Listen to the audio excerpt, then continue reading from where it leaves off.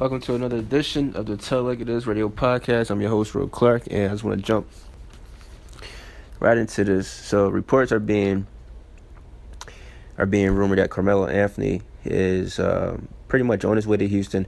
The only thing that's holding up this trade is the Knicks not accepting and winning Ryan Anderson.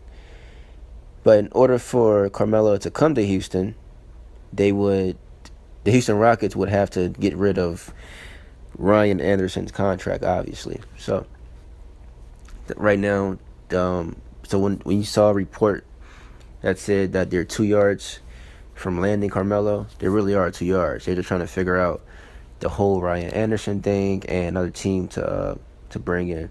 Another issue I want to touch on. Oh, before I even touch on this issue, if Carmelo goes to Houston, like, would this be the best fit for him compared to going to Cleveland?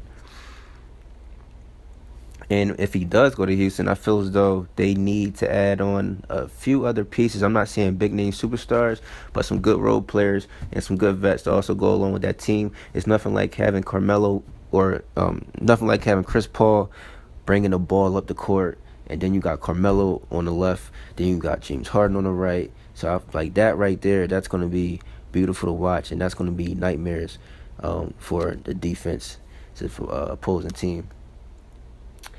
And my other question is, the thing I'm concerned about is, will Carmelo take the back seat? And that's the thing. I don't think he will.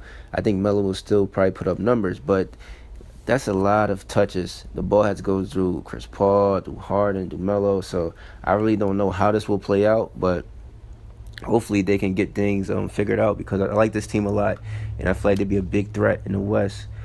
And with Melo and CP3 sort of being in bad situations, I feel like maybe they'll put, they'll gel, get it figured out, and make this thing work. But either way, if they have a mediocre season, there's still no need to panic, because once the playoffs start, the postseason start, your record is 0-0, and that's a whole different ball game. And this is a great playoff team, just like last year when you had Dwayne Wade, Rondo, and Jimmy Butler. Then they had an okay season, but once the playoff came before Rondo went down, they were looking like a tough team to beat in the postseason.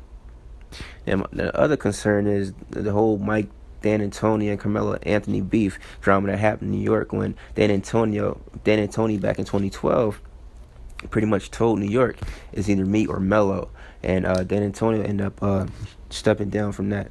Another thing I want to talk about: Paul George and OKC.